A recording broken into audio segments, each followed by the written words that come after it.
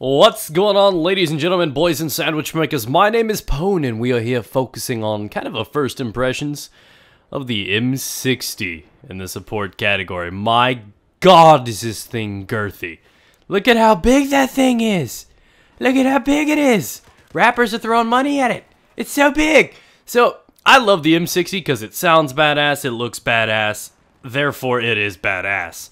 Mathematically, I think that's how it works.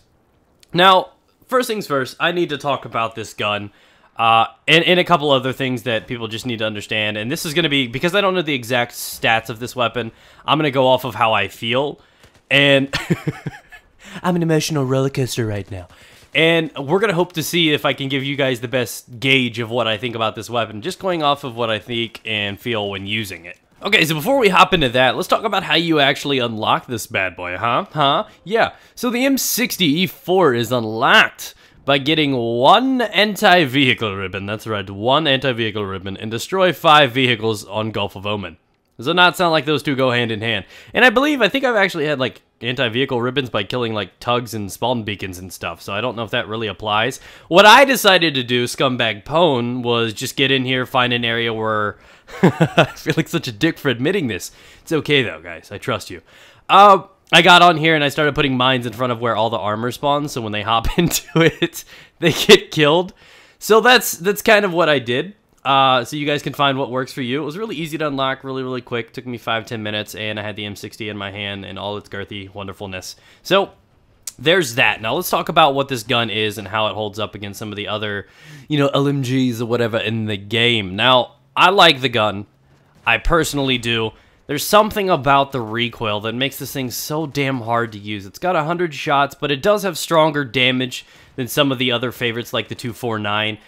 With that, you're obviously going to have a few drawbacks. Things like the ammo could be a thing with 100 rounds. Something like additional recoil because the increased damage could be a thing. I believe it's on par with the M240 and like the PKP when it comes down to damage and everything like that. But I think it has slightly better hip fire too. So that's always a good thing knowing. Especially knowing that one of my favorite things to do in Battlefield is to do what I like to call the Rambo loadout, which I may do for you guys if we do well on this video. I may do another Rambo thing to bring back the old BF3 days where I run around using the M60 only hip firing. It's a fun challenge. I may put that up for you guys. But the gun is always really great. I like how the holographic and the different attachments add to this. It's really cool when you look down sights. I think it adds that extra thing because you have that giant antennae on top of the gun. So there's that to take into consideration. Now, how I feel about using this weapon is I have very mixed signals. I don't know what to think about it. This gun is the Jennifer Lawrence of guns in Battlefield. Very sexy for some reason, but I don't know why. It's to me, it's like, you know what I mean? She's not really hot in the face. She's, got a decent body and everything like that, but I mean, like, you know what I mean? Where's that come from?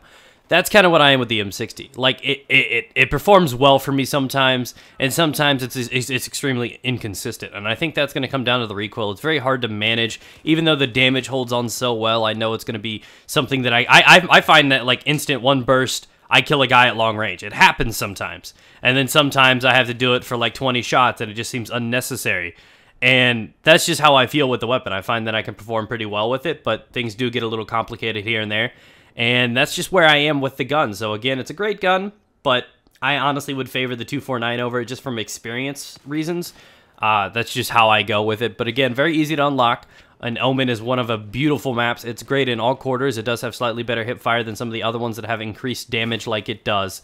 So that's where we are, guys. Thank you guys for watching. Hopefully you can enjoy the video. Be sure to smack that like button like it owes you money, ladies and gentlemen. And I'll catch you guys tomorrow with another Battlefield video. Stay moist, guys.